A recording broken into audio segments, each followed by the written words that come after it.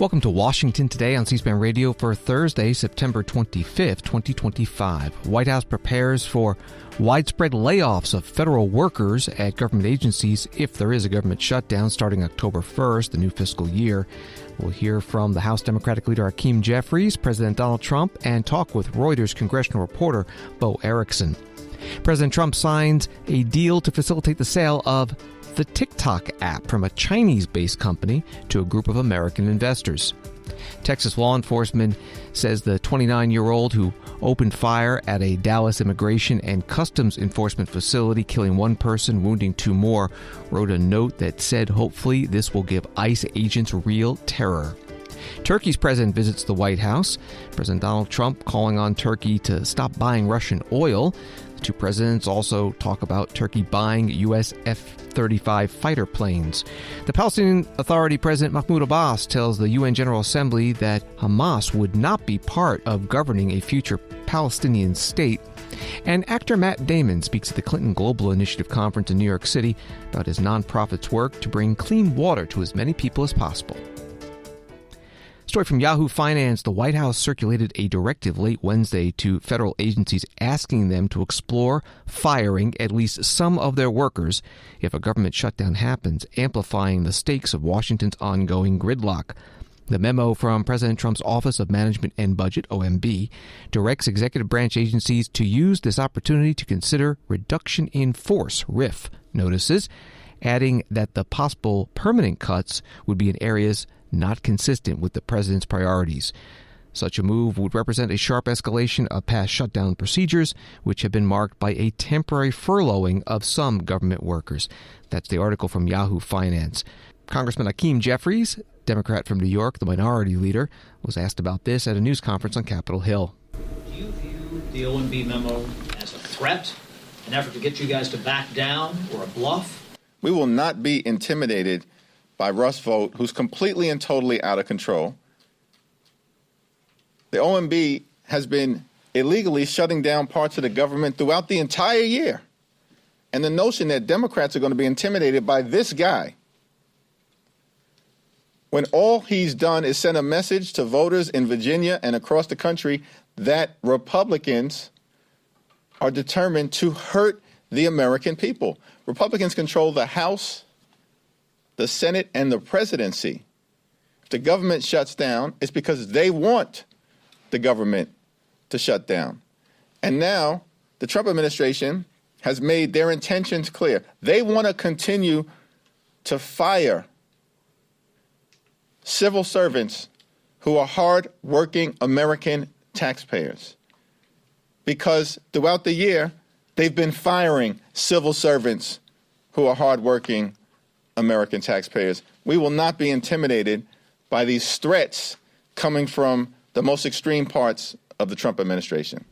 The House Minority Leader Hakeem Jeffries at a news conference on Capitol Hill. So far, the U.S. House's Republican majority has passed a 7-week extension of federal government funding, and the Senate has voted down an extension put forth by the Republican Party in that chamber, and a Democratic alternative that would keep the government open and, among other things, extend expiring Obamacare health insurance subsidies. Both of the Senate proposals not getting the 60 votes needed to advance. House Speaker Mike Johnson, Republican of Louisiana, posting on X today, Democrats are holding the American government hostage in an attempt to give free health care to non-citizens, which was just outlawed by Congress. This isn't governing. It's putting illegal aliens first and Americans last. A Politico article explains Johnson's reference to illegal aliens is connected to a Democratic proposal to roll back parts of the recently enacted GOP mega bill that would create new roadblocks to prevent states from enrolling undocumented immigrants in public benefit programs. More from the Congressman Jeffries news conference. What I think they're proposing is just an extension of funding for 7 more weeks. Why is it worth shutting down the government? Why not just agree to that and then have negotiations over the ACA later? Thune has said that he'll talk about the ACA extension. Republicans have made their intentions clear as it relates to health care of the American people. They want to destroy it.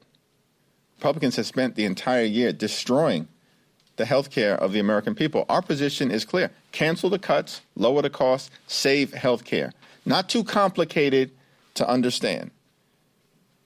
The spending bill that was defeated in the Senate is dead on arrival. It doesn't have Democratic support.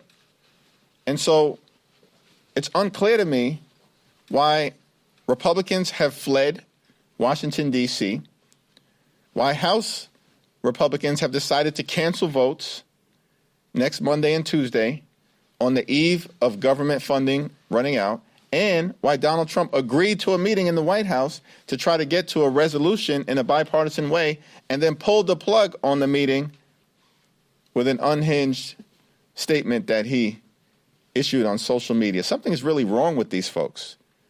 Like, we are here. I'm here, Washington, D.C., not hard to find. This is a district work period.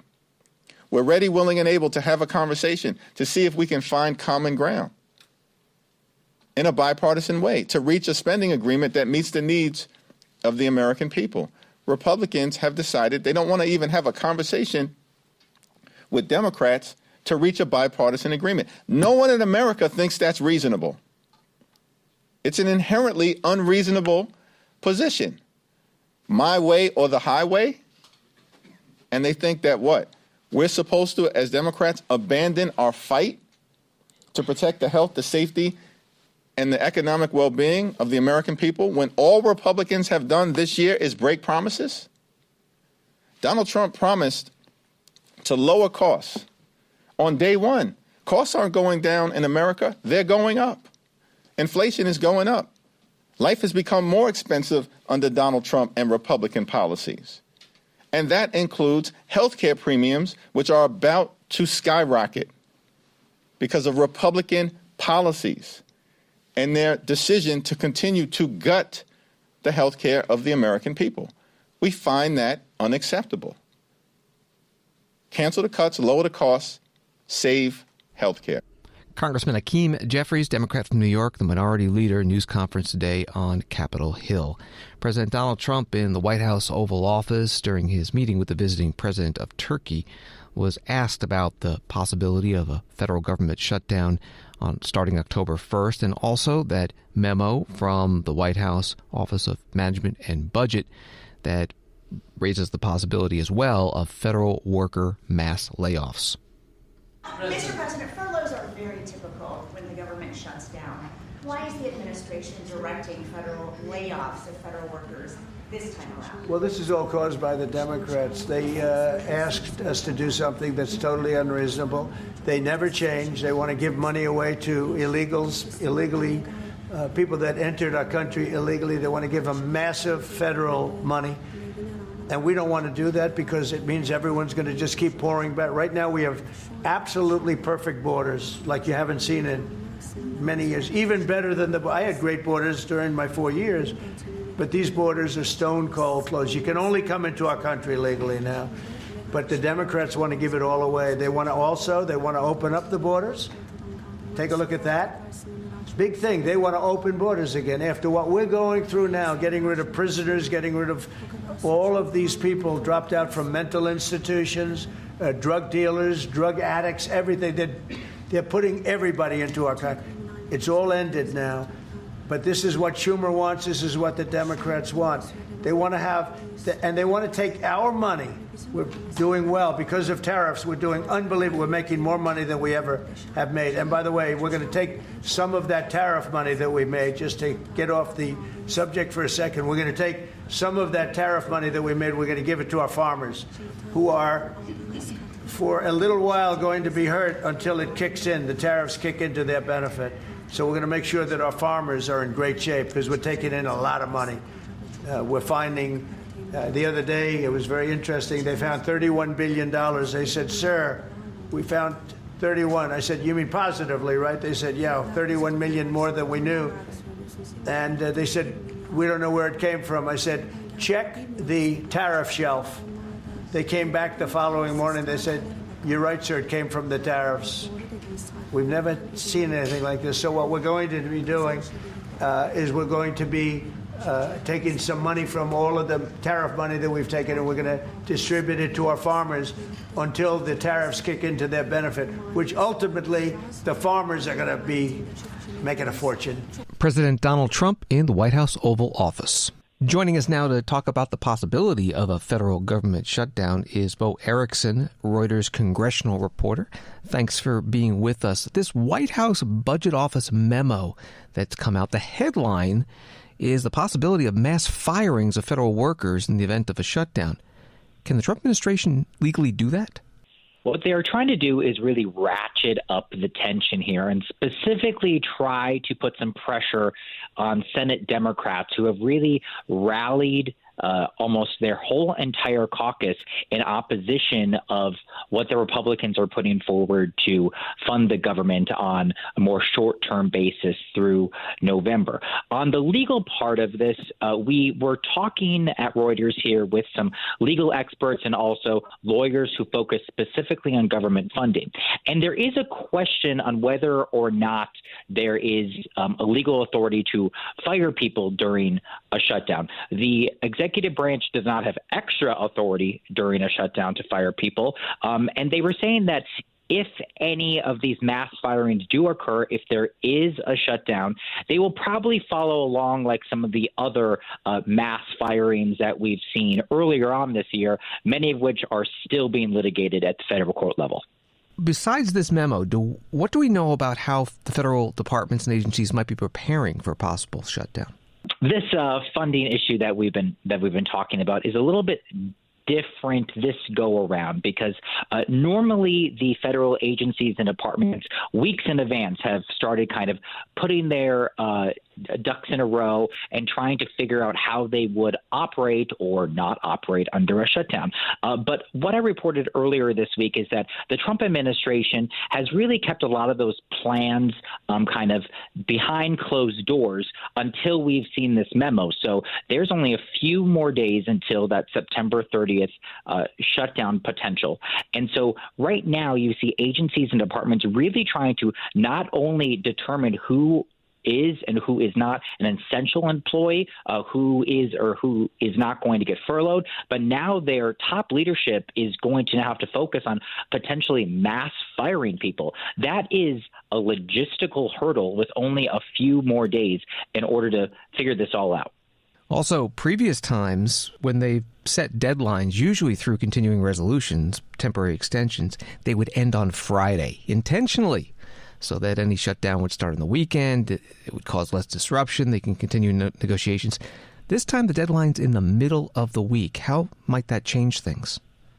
Exactly. This is going to come Tuesday to Wednesday night. And another interesting scheduling hurdle here is that Congress has been out of session this whole week, so they have made no progress. So as once the Senate and House comes back to D.C. on Monday or Tuesday night, and it's only going to be the Democrats on the House side, we could see this kind of rush to try to figure this out because the pressures that will be felt on lawmakers and on federal responses all throughout the country will start to be felt, they say, within 3 to 4 hours from Tuesday into Wednesday night. Also on September 30th, that is when the deadline is in order for the Trump administration to spend all of the fiscal year 25 funds. And that is also something that I've been reporting on because there is some concern that there is extra funding at the end of this fiscal year that may or may not be spent and could face expiration into Wednesday night. We're talking with Bo Erickson with Reuters. So what are the state of the negotiations, if there are any, between Republicans and Democrats, and how the two parties are messaging the possibility of a shutdown? There are no negotiations going on right now, and that has kind of been added to because Congress is not in session right now. As your listeners may be aware, the president was going to sit down with Democratic leaders today, but since then, he's pulled out of that, at least face-to-face. Who knows what would happen in that, but they are not getting in the same room. There are no negotiations. And even with this threat that has now come from the Trump administration and the Trump White House to potentially mass fire people if there's a shutdown, this really doesn't seem to have shaken Senate Democrats who are kind of holding the line, demanding that the funding negotiations have included in them more of a healthcare discussion, because Democrats are trying to use their leverage in the Senate because the Senate legislation requires 60 votes for funding, and Republicans don't have that many seats. So they need to have some Democratic support on this. So they are trying to force a conversation about healthcare issues, specifically kind of this one specific subsidy with that Affordable Care Act health insurance marketplace. They are trying to have some conversation with that. But even so, there does not seem to be much movement. We expect there maybe to be some movement Monday or Tuesday night, mostly because lawmakers will be actually physically walking around Capitol Hill. But it doesn't seem like even these more extreme threats have shaken any Democrats to a yes position. And a final question, the Republicans in the House and the Senate have said they need what they're calling a clean CR, extending current government funding for another 7 weeks or so, because they say they're close to a deal for a full year funding measure. Are they close to a deal? Republicans and Democrats, through the appropriations process, through the normal process that Congress is supposed to be doing all of this, they were talking with each other and they were making some progress.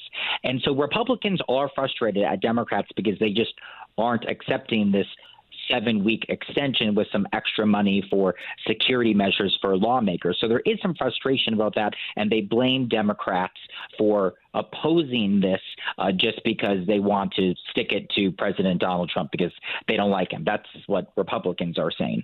There could be some progress because there is some goodwill there, but I think every day that we get closer to the government shutdown, and if it actually does shut down, I think a lot of goodwill could be lost very fast. Because as I'm talking to congressional aides and lawmakers this week, they say that the potential for a shutdown on Tuesday night is getting more and more likely. And if it happens, they're expecting days and days of shutdown. They do not think it will be quickly fixed. Bo Erickson, Reuters congressional reporter. You can find his articles at Reuters.com and on X at Bo Knows News. Thank you very much. Thank you. Story from Bloomberg News. Michelle Bowman, the Federal Reserve's top bank cop, said inflation is close enough to the central bank's target to justify more interest rate cuts because the job market is weakening. Inflation is within range of the Fed's 2% target, but the labor market is more fragile than expected, Bowman said Thursday at a Center for Financial Markets and Policy event at Georgetown University. The impact of tariffs on rising prices is likely to be a one-time event, she said. Reporting from Bloomberg News, here's Michelle Bowman. Earlier this summer, I mentioned in a speech that I had penciled in 3 rate cuts back in December of last year as we were thinking about how we were forecasting how the economy would evolve in 2025. I think as the economy, and that's because I expected that we would have a close to a soft landing, that inflation would return to 2% or close in that vicinity, and that we would see the economy remaining strong. Over the course of the last 6 months or so, what we've seen is that labor markets and labor market data has shown us that we have a more fragile labor market than we were expecting to see, with about 25,000 jobs created over the past 3 months due to BLS revisions, which is an issue, I think, as we're thinking about monetary policy making and trying to rely on data that's reported. So as we're seeing some fragility emerging or persisting in the labor market over the past few months, in my mind, I think as we're also seeing that inflation has hovered relatively close to our mandate, especially when you take out the effects of trade policies and tariffs, I think we're close within range of what our mandate is, close to 2%. And we should be shifting our focus to preemptively and proactively support labor market conditions as we're seeing these conditions become more fragile. So in June, or at our July meeting, I dissented from the policy decision, which was to stay at the same rate that we were at that time. Because at that time, I thought it would be appropriate for us to shift our focus away from inflation and to what we were seeing as gradually, I think, evolving fragility in labor market conditions as well as declining payrolls data. So, of course, as we were coming into this meeting and we continued to see that data declining, it's appropriate now for us to start implementing rate cuts. And I supported the language that was included in our post-meeting statement that indicated that we would continue to consider further adjustments of the policy rate as we saw the data continuing to come in. So in my mind, I think that means that we may come to see 3 rate cuts by the end of this year, as I had initially projected in December of 2024. Michelle Bowman, Federal Reserve Vice Chair for Supervision, at a discussion at Georgetown University. On Wall Street, the Dow down 173, NASDAQ down 113, S&P down 33. Story from Fox Business. The Bureau of Economic Analysis on Thursday released its third and final estimate of second quarter GDP, which showed the economy grew at an annualized rate of 3.8% in the April through June period. The figure was hotter than the 3.3% estimate of economists polled by LSEG and came in higher than the Commerce Department's initial second quarter GDP estimate of 3%. From Associated Press, Amazon has reached a historic $2.5 billion settlement with the Federal Trade Commission, which said the online retail giant tricked customers into signing up for its Prime memberships and made it difficult for them to cancel after doing so. From ABC News, President Donald Trump on Thursday announced an agreement that will pave the way for social media giant TikTok to come under the control of a group of U.S. investors. The move comes months after a ban on the China-based app was set to take effect at the outset of this year. Instead, Trump delayed the ban multiple times and appears poised to secure the popular platform for domestic ownership. That was from ABC News. Here's a portion of the signing in the White House Oval Office.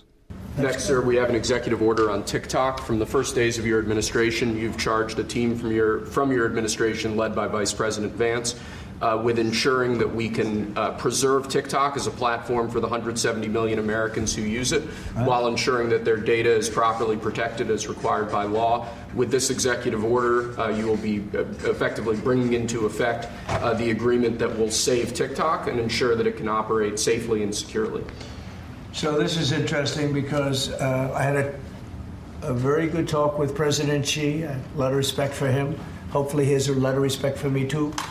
And we talked about TikTok and other things, but we talked about TikTok and he gave us the go-ahead. You know, it's run by American investors and American companies, great ones, great investors, the biggest. You don't get bigger, I don't imagine. And maybe I'll have J.D. J.D. was very much involved and in charge of it. And maybe I'll have you say a few words about the deal. He would report back, and the points of the deal, I think, are great for our country. So, J.D., do you want to give it a little talk, please? Yes, sir. Yeah. So thank you, sir, for your leadership and for your help. We really couldn't have done this without the president actually ushering this deal over the finish line. There was some resistance on the Chinese side, but the fundamental thing that we wanted to accomplish is that we wanted to keep TikTok operating, but we also wanted to make sure that we protected Americans' data privacy as required by law, both because it's the right thing to do, but also because it's a legal requirement of the law that was passed last year by Congress. So we think that we were able to do that. Of course, we're going to keep on working at it. But this deal really does mean that Americans can use TikTok, but actually use it with more confidence than they had in the past, because their data is going to be secure and it's not going to be used as a propaganda weapon against our fellow citizens. We're very excited about it. We appreciate the cooperation of everybody involved, and it's a big day. Vice President J.D. Vance, along with President Donald Trump, and you heard the White House Staff Secretary Will Scharf in the Oval Office. This is Washington Today. From USA Today, the suspect in the deadly September 24th shooting at an Immigration and Customs Enforcement field office in Dallas has been identified as 29-year-old Joshua Yan. Nancy Larson, the acting U.S. Attorney for the Northern District of Texas, identified the alleged gunman at a news conference. She added the FBI agents executed a search warrant at Yan's home and found notes that included a game plan of the attack and target areas at the facility. Latest information comes a day after Yan allegedly fired at the facility from a nearby rooftop, killing one detainee and critically wounding 2 others. The gunman was found dead of a self-inflicted gunshot wound. Reporting from USA Today, Nancy Larson spoke at a news conference in Dallas. FBI began its meticulous work at the crime scene. At the same time, we obtained and executed multiple search warrants yesterday for devices and locations associated with the sniper. FBI agents executed a search warrant at the sniper's residence yesterday and there found a collection of notes. First, I want to point out that one of these notes or papers, the sniper explicitly states, "Yes, it was just me." That statement appears to be correct at this point in the investigation. Notably, these loose notes included a game plan of the attack and target areas at the facility. He called the ICE employees people showing up to collect a dirty paycheck. He wrote that he intended to maximize lethality against ICE personnel and to maximize property damage at the facility. He hoped to minimize any collateral damage or injury to the detainees and any other innocent people. It seems that he did not intend to kill the detainees or harm them. It's clear from these notes that he was targeting ICE agents and ICE personnel. The tragic irony for his evil plot here is that it was a detainee who was killed and 2 other detainees that were injured when he fired into the Sally Port. He also hoped his actions would give ICE agents real terror of being gunned down, and he did this to induce constant stress in their lives. He hoped his actions would terrorize ICE employees and interfere with their work, which he called human trafficking. Nancy Larson, acting U.S. Attorney for the Northern District of Texas, at a news conference today in Dallas. Story from the Washington Times. President Trump warned Thursday that people on the right will get fed up with left-wing political violence that has horrified the nation and could start to respond violently. President Trump was responding to a question in the White House Oval Office about the Dallas ICE facility shooting. Later in the afternoon, the president signed an executive order related to Antifa. You're going to hear first from the White House Staff Secretary, Will Scharf. Lastly, sir, this is a presidential memorandum on countering domestic terrorism and organized political violence.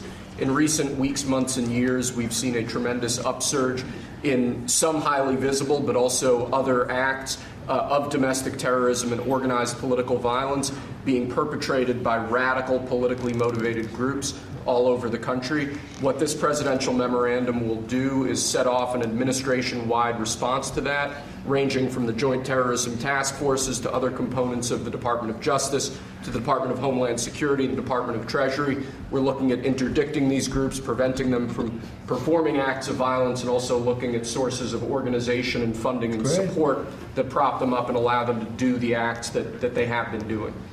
We're looking at the funders of a lot of these groups, and when you see the signs, and they're all beautiful signs made professionally, these aren't your protesters that make the sign in their basement late in the evening because they really believe it. These are anarchists and agitators, professional anarchists and agitators, and they get hired by wealthy people, some of whom I know, I guess, I probably know them.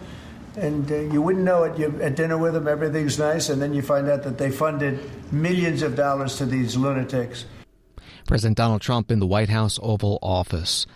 Story from Bloomberg. Online extremists are rallying around President Trump's designation of Antifa as a domestic terrorist organization following conservative activist Charlie Kirk's death, raising concerns that social media harassment could turn violent, according to researchers who track hate groups. Judith Brown-Dianis, the executive director of Advancement Project, spoke about this at the Congressional Black Caucus Foundation conference meeting in the Washington, D.C. Convention Center. The plot is bigger than the little things that Trump is doing. The plot is authoritarianism. The plot is that he is consolidating power into the White House, that he is ignoring the 3 branches of government. He is ignoring the court orders. He doesn't care what Congress has to say. This is about an administration that wants to rule from on high. And that in order to do that, you have to do a few things. You have to dismantle the federal government. You have to neutralize the states. You also have to squash dissent.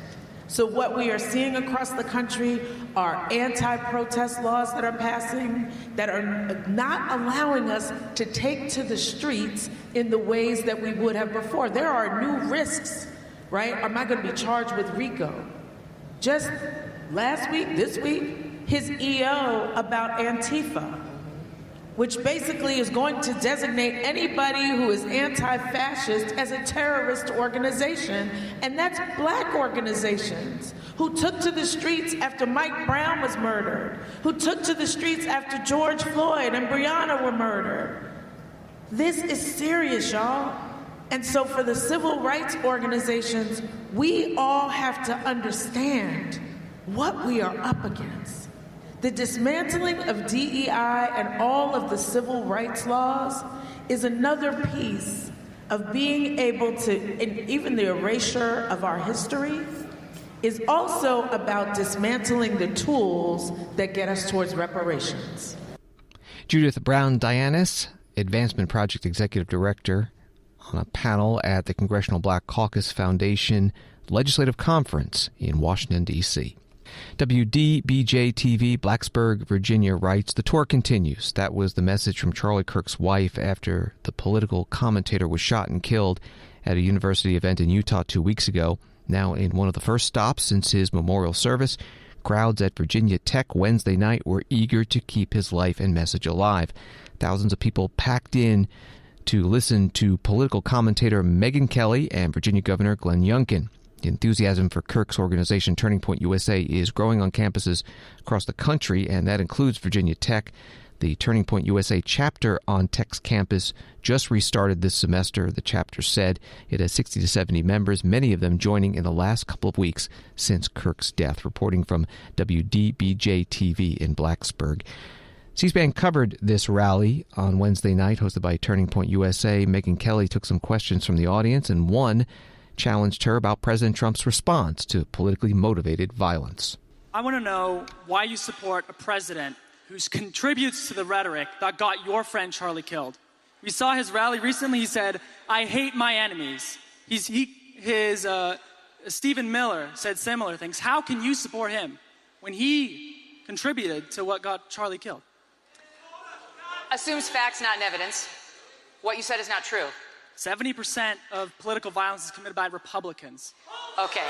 Look it up. That's not DOJ true. just pulled it. The DOJ just pulled it from their website. DOJ just pulled the study from their website because they're delusional. That's not true because they just pulled it. Look it up. Once you pull pulled it from their website. Once you pull the crazies out of there, it is overwhelmingly left-wing violence. Google it. We have had every single person in the audience. Google it right now. You know, this is how we get here. So first of all, let me take on the first part of the premise of your question, that it was President Trump's rhetoric that led to an assassin killing our friend Charlie Kirk. That's a blatant lie. It's a defamatory blaspheme, and it's inappropriate in this setting. That's not what I said. We know. Yes, it is. No, I said he contributed to the political atmosphere. Well, then you have no point. Then your point is utterly empty. Contributing to the atmosphere. This guy was, no, let's just make clear. This guy was motivated by leftist ideology. We know it from the bullet casings. We know it from the Utah governor. We know it from his own mother. Yes, we do. Let's be really clear on that. Even if that's true, so then you're saying because, let's say this guy's a leftist, even if that's true, does that make it okay for the sitting president of the United States to incite violence against liberals?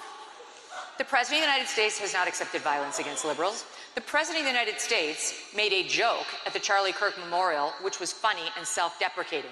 It was on the heels of Erica Kirk saying she, in an extraordinary moment, forgave her husband's killer. He and let me finish. And then President Trump got up and making a joke, playing off of what Erica said. He said, "We disagree. I need to do better. Erica's going to try to convince me, but I'm in a different place." And that's completely normal for a politician to be thinking about his political fights. And by the way, Trump has every right to loathe his enemies. They tried to put him in jail for the rest of his life. They tried to bankrupt him. They tried to put his family in jail. And they tried to kill him. Criminal. Jack Smith. Wait.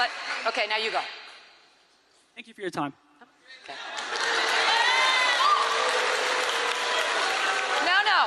It's fine. It's good. It's good. It's good to have some folks come up and disagree.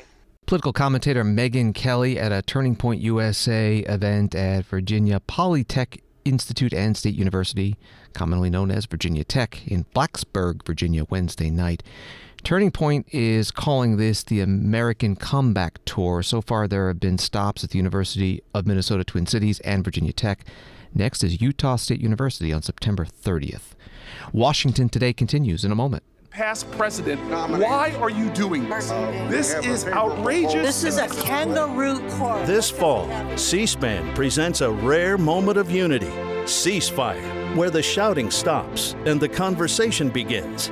Join Political Playbook Chief Correspondent and White House Bureau Chief Dasha Burns as host of Ceasefire, bringing two leaders from opposite sides of the aisle into a dialogue to find common ground.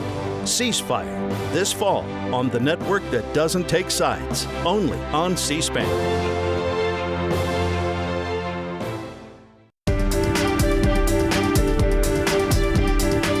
Welcome back to Washington Today, available as a podcast on the free C-SPAN Now mobile app and wherever you get your podcasts.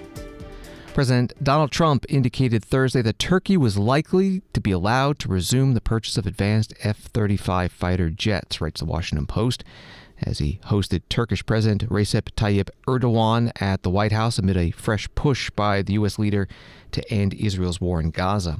Trump has long had a warm relationship with the Turkish leader, whom he has called very smart, and Thursday's Oval Office reception was an opportunity for Washington and Ankara to rekindle relations after a frosty 4 years under President Joe Biden. The Biden administration kept Erdogan at arm's length over concerns about the Turkish leader's crackdown on his political opposition and jailing of journalists, as well as his refusal to join sanctions against Russia after the 2022 full-scale invasion of Ukraine.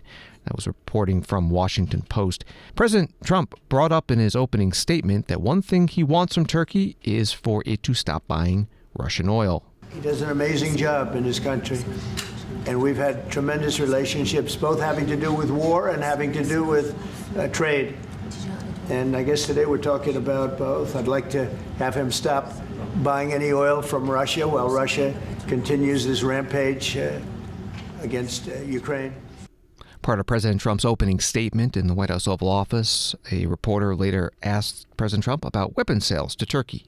You repeatedly called out Obama and Biden administrations for their stupid decisions. One example you gave was refusal to sell the Patriot missile defense systems to Turkey, which resulted in the expulsion of the country from the F-35 program. Now, you are known to be a great deal maker in Turkey. What can you do to undo the stupidity? Yes, CNN show. CNN? Well, because you sounded like a nice guy, but CNN is fake news. But you sound like the real deal to me, so I'll answer the question. We're going to be discussing the Patriot system, which is the best system. We'll discuss that. We're going to discuss the F-35. We'll be discussing all of the things that you know about and that some of that you mentioned. And I think he'll be successful with buying the things he'd like to buy. What concrete steps can you take? Well, we'll have to see. We haven't even started yet. But I know he wants the F-35, and he's wanted that, and we're talking about that very seriously. And the F-16, we're in great shape. Certain other things he needed, as you know, and I'm going to see to it that we get that to him. He needs certain things, and we need certain things. And we're going to come to a conclusion. You'll know by the end of the day. Go ahead, please. President Donald Trump with the Turkish president in the White House Oval Office. Wall Street Journal writes that Trump said that if White House meetings go well on Thursday, he could almost immediately lift sanctions against Turkey, which were applied in response to Turkey's 2019 purchase of Russian missiles. Turkey was removed from the F-35 program after it bought an S-400 missile defense system from Moscow. That was from Wall Street Journal. United States Ambassador to Turkey, Tom Barak, asked by reporters outside the Oval Office if a deal with Boeing is done. He said the deal is done. That was in reference to reports that Turkey plans to buy hundreds of Boeing airliners, as well as Lockheed Martin jets, subject to President Trump's approval. From NBC News, President Donald Trump has assured Arab leaders that he will not allow Israel to annex the already occupied West Bank, sources told NBC News, amid fears of retaliation from the U.S. ally after a host of countries moved to recognize Palestinian statehood. Trump made the comments Tuesday, according to sources who were in the room, as he presented his 21-point plan for peace in the Middle East to Arab leaders gathered in New York for the United Nations General Assembly. That article was from NBC News. President Trump brought up that meeting from Tuesday in New York today in the White House Oval Office when a reporter asked about the war in Gaza. Mr. President, I would like to ask about Gaza. Are you on the same page, Mr. Erdogan, for Palestine, Israel? Well, I don't know his stance. I can't tell you about that. I just say that we want to get Gaza over with. I had a great meeting with the leaders of that area, of that region, generally speaking, the Middle East.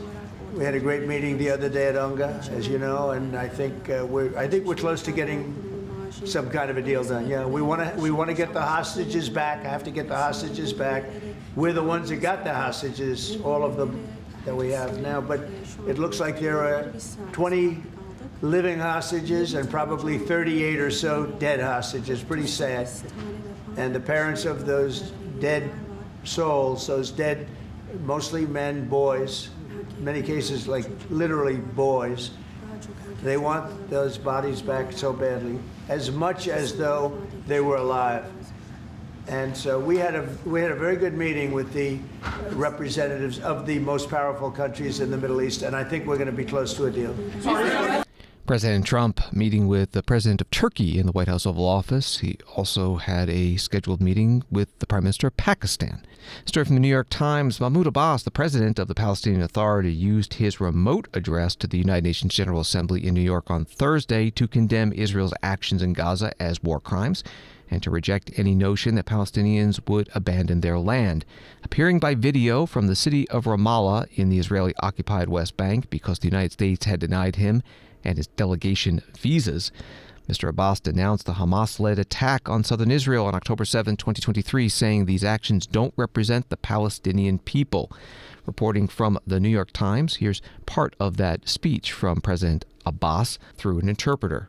Despite all what our people have suffered, we reject what Hamas carried out on the 7th of October.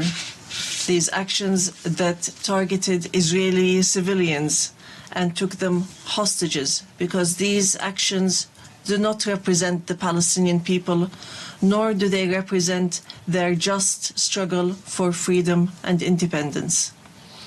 We have affirmed, and we will continue to affirm, that the Gaza Strip is an integral part of the state of Palestine, and that we are ready to bear full responsibility for governance and security there. Hamas will not have a role to play in governance. Hamas and other factions will have to hand over their weapons to the Palestinian National Authority as part of a process to build the institutions of a one state, one law, and one legal security forces. We reiterate that we do not want an armed state. Mahmoud Abbas, the president of the Palestinian Authority, speaking remotely from the West Bank to the UN General Assembly in New York City. He also thanked the countries this week, including Great Britain and France, who joined the well more than 100 other countries who have recognized Palestine as an independent country. Israeli Prime Minister Benjamin Netanyahu is scheduled to address the United Nations General Assembly in person in New York on Friday. This is Washington Today.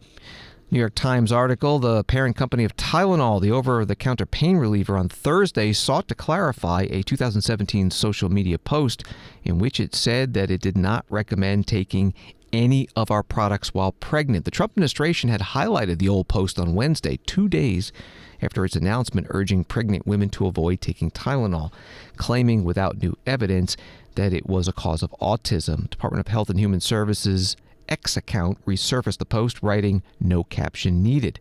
The White House's account also shared the 2017 post. Tylenol's parent company, Kenvue, said in a statement on Thursday that the 8-year-old post made in response to a now-deleted tweet from a customer was now being taken out of context. The response was incomplete and did not address our full guidance on the safe use of Tylenol, which has not changed. Acetaminophen is the safest pain reliever option for pregnant women as needed throughout their entire pregnancy, Kenvue said, referring to the active ingredient in Tylenol. Statement added, we recommend pregnant women do not take any over-the-counter medication, including acetaminophen, without talking to their doctor first, reporting from the New York Times. The FDA commissioner, Dr. Martin Makary, was on C-SPAN's Washington Journal program this morning talking about this issue. The president made an announcement that has gotten a lot of news about Tylenol and the links to pregnant women taking Tylenol during pregnancy and that being a potential cause of autism. I want to play for you a portion of what he said, and then we'll talk about it. Right. So I just want to say acetaminophen is basically Tylenol, essentially, because I noticed that term is used throughout this conference. So it's essentially Tylenol. And I just recommend strongly that you don't use Tylenol unless it's absolutely necessary. I understand it's maybe 10% of the women that are pregnant are, would perhaps be forced to use it. And that would mean you just can't tough it out. No matter what you do, you can't tough it out. So that's up to you and your doctor. But there's a very strong recommendation, maybe stronger from me than from the group, because they're waiting for certain studies. I just want to say, I want to say it like it is. Don't take Tylenol. Don't take it. If you just can't, it's fight like hell not to take it. There may be a point where you have to, and that you have to work out with yourself. So don't take Tylenol. Dr. Makary, do you agree with that? That pregnant women should no longer be taking Tylenol because of the risk of autism? Well, as he mentioned, there are exceptions, and he did say it's between an individual and their doctor. But look, 27 studies now have found an association between prenatal Tylenol or acetaminophen and autism or other neurodevelopmental disorders. We have the giant Boston birth cohort. Researchers from Columbia, Yale, and Harvard found an association. And the dean of the Harvard School of Public Health says that there is a causal association between prenatal acetaminophen and the neurodevelopmental disorders of ADHD and autism spectrum disorder. The FDA Commissioner, Dr. Martin Makary, on C-SPAN's Washington Journal program this morning. He also took questions from listeners and viewers. You can find the full segment at our website, cspan.org. Story from the Hill. Congresswoman Haley Stevens, Democrat from Michigan, announced Thursday she would introduce articles of impeachment against Health and Human Services Secretary Robert F. Kennedy Jr. due to, quote, healthcare chaos under his watch. On X, Stevens wrote, healthcare chaos, reckless cuts, rising costs. Michiganders and families across the country are paying the price for RFK Jr.'s agenda. Enough is enough, which is why I'm drafting articles of impeachment against Secretary Kennedy. Story from Axios. A statue of President Trump holding Jeffrey Epstein's hand was removed from the National Mall in Washington, D.C. early Wednesday, one day after it was erected. The statue, titled Best Friends Forever, had a permit to remain in place until 8 p.m. Eastern on Sunday, but Department of the Interior spokesperson Elizabeth Peace said it was removed, quote, because it was not compliant with the permit issued. She did not elaborate on why it was not in compliance. It was from Axios. Congresswoman Maxine Waters, Democrat from California, mentioned the statue today as she told the Congressional Black Caucus Legislative Conference in Washington that the subject of the Epstein files should be highlighted by those who are opposed to President Trump's agenda. The president... We talk about what they are doing to us and how they are doing it. We talk about the fact that, yes, this president has led his administration to cut Medicaid, $1 trillion. We talk about them getting rid of Medicare. We talk about them doing away with Section 8 in housing that we depend on. Well, we're going to fight those fights. We fight them every day. We have people who are filing lawsuits. We file what is known as an amicus brief in support of those lawsuits. We do all of that. We're telling you to do something. We're telling you to vote. Most of you vote. We're telling you to get your friends out to vote and do all of that. But let's talk about how you fight, how you step outside of the box. Now, here's what, I've got something I want you to see. And I want you to see this because this is non-traditional. This is stepping outside of the box. But the President of the United States, who's a crook, who's been indicted, 34 convictions, is defending his friend Epstein. He will not allow the information to unfold. Yet, inside the Republican Party, there are few who want him to do it, and they're after him. What we need to do is take advantage of the moment. When I came into Washington, somebody told me there were 2 big statues that had been put up in Washington, D.C., with basically Trump and Epstein holding hands. Well, they're doing more than holding hands. And I want you to know what you can do. First of all, I want you to start with number 1. Trump and Epstein, sexual predators. Now, he does not want to see this. He does not want this in his face. But instead of you standing outside of the African American Museum saying, please don't take down the information about slavery, put this in his face. Make him see this. If you want to do something, create your own signs. Get 5 or 6 people. Go to the local supermarkets. Go somewhere and stand. How many visits Trump make? How many did he make to the Epstein home? What was he doing there? Why was he going? Epstein is Trump's Achilles heel. This is what he diverting all of this from.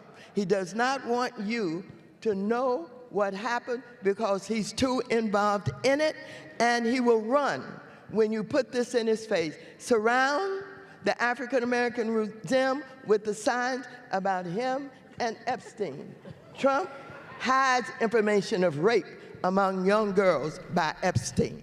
Congresswoman Maxine Waters, Democrat of California, today at the Congressional Black Caucus Legislative Conference at the D.C. Convention Center. Congresswoman-elect Adelita Grijalva, Democrat of Arizona, putting out a statement today. I'm planning on traveling to Washington, D.C. on Monday to join my Democratic colleagues in demanding that Republicans come to the negotiating table to prevent a government shutdown and vote on the release of the Epstein files. I'm ready to be sworn in and get back to work.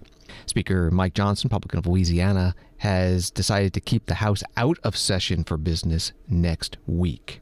The annual meeting of the Clinton Global Initiative, CGI, continued today in New York City on the sidelines of the UN General Assembly. Former President Bill Clinton said, opening up the conference on Wednesday, according to Associated Press, it would be irresponsible, almost jarring for us to take off and not acknowledge the traumatic rise in political violence that we've seen in our country. We're pulling further and further away from one another. Some of the topics today included climate change, immigration, and food security. And actor Matt Damon talked about expanding access to safe water and sanitation. He said that he and an engineer he met at CGI 17 years ago co-founded water.org. At CGI that year, we met up for what felt a little like a first date. There was nervousness, there was awkwardness. And I liked Gary right away. His humility, his appetite for smart risk, his vision. It seemed to me that together we could do a whole lot more than we were doing on our own. We could really scale. And Gary was a guy who would use a word like scale on a first date. So CGI laid the foundation for the organization that we created together, water.org. And also for the second great bromance of my life. So don't tell Ben Affleck. Yeah. So just 1 year later, Gary and I were back here at CGI to announce water.org's first commitment, bringing safe water and sanitation to 50,000 people in Haiti. So commitments have been at the heart of CGI from the very beginning, and they've been just as important to us. We met that first commitment, and then we doubled it to reach 100,000 people. And we proved to ourselves that there was room for innovation on this issue, and where innovation-led partners would follow. So that got us thinking bigger and bringing more people along. And along the way, we did what President Clinton urged us to do at the start. He said, run those numbers up. You got to run them up. You make yourself undeniable. So when we first launched water.org, we hoped that someday we'd reach 1 million people a year. Today, we're reaching 1 million people every 6 weeks.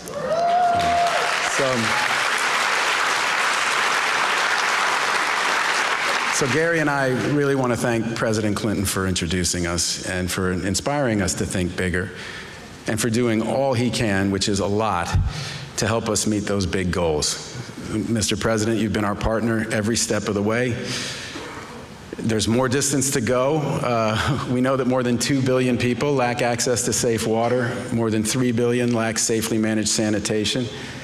We have to keep at it. So I'm excited to tell you our current commitment is well underway. In 2022, we stood on this stage and pledged to help 100 million people in Africa, Asia, and Latin America gain access to resilient water and sanitation. Already, we've reached more than 30 million people. So, yeah. These are people who no longer have to take that long walk for water. So for Gary and me, CGI was the beginning, and I really hope today is the start of something big for you too. Thank you. Matt Damon, actor, producer, screenwriter, and co-founder of water.org at the Clinton Global Initiative Conference in New York City, put on by the Clinton Foundation. Also discussed at this year's CGI meeting an initiative to give affordable HIV prevention drugs, reducing political polarization, and promoting freedom of speech. Thanks for listening to Washington Today. Sign up for C-SPAN's evening newsletter word for word and get the stories making headlines in Washington sent to your inbox every day. Subscribe at cspan.org/connect. Have a good night.